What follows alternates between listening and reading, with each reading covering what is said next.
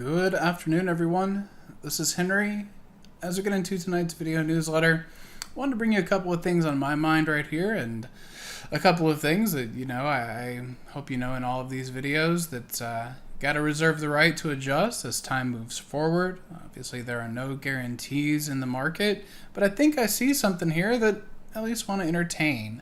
I feel like I've seen a lot of analysts call for a blow-off top in the Nasdaq, and if that is what's forming, I am watching every day to see if that's what's getting ready to break. But I look at this and I see an SPX that made this high back here in December and then made a better new high kind of right there towards the end of January. So that goes on to print those new best prices. If we take a look at it in the Nasdaq, it is still waiting, right? It did not get up here to best these December prices, and now has a signal that when we look at it through cash, I don't know that the squeeze is as remarkable. A lot of people consider that maybe more of a pure product because it will not include the extended session that this continuous futures contract will. But if we are to use the continuous futures contract, look at this squeeze. Right? You guys know that this is what we're usually following and talking about in these video newsletters.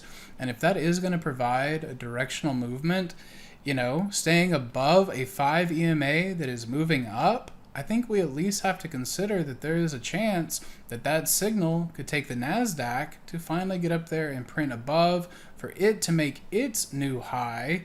And that's a move that we want to watch for. So if that is going to be the case for the Nasdaq, how is it going to happen? Well, it's going to happen through its most heavily weighted components. So if we take a quick look at that, Apple to me is the toughest. I don't have a view of Apple right here. It seems a little bit stuck after earnings. Huge move on the numbers, gives it all back and then gaps lower. Really seems like something that could be stuck in a range. So that heaviest weighted piece of it doesn't help us too much.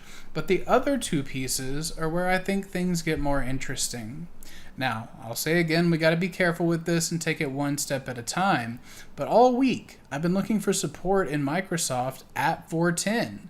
That 410 has continued to prove itself, and we've now recovered 415. Watch this tomorrow. If Microsoft can hold 415 and start to push towards 420, say it closes at 420, I think that would be constructive for a path continuing up. Then from there, again, we'll just stair step and we'll evaluate each area of resistance as we get to it. But if it remains constructive, it may eventually aid in the Nasdaq squeeze being long. Then the next piece is NVIDIA, which I know we already spoke to in last night's video newsletter, but look at the continuation. Right, I told you last night's title, looking for the bottom in NVIDIA.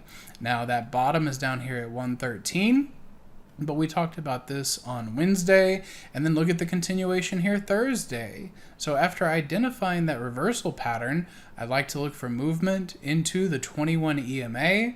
That happens to be a near perfect confluence with the current call wall, and look at it even here in the extended session.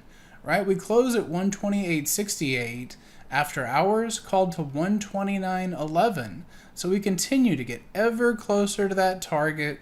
Maybe it has $1 or $2 more in it, but that'll help complete the bullish move I was looking for in NVIDIA, just like we were talking about in Microsoft. We'll then evaluate the overhead resistance. But if those two pieces can help remain, or stay buoyant, I think there's ways that we look for markets into higher prices. So that's just what I'm working with right here. Remember, we've got non-farm payroll data due out Friday, so all of this could look a good deal different on Friday's open, but keep it in mind, and we'll see how things close out the week for our next piece of information. Y'all have a great rest of your night, and I hope to see you in the chat room tomorrow. Hey traders, this is Henry with simplertrading.com. I wanted to thank you for watching today's video. I hope you found it helpful. And if so, be sure to click the like and subscribe buttons down below. If you would like to also see me putting these ideas into action and trading my own account live in front of you, be sure to sign up at simplertrading.com, and I hope to see you in the chat room sometime soon.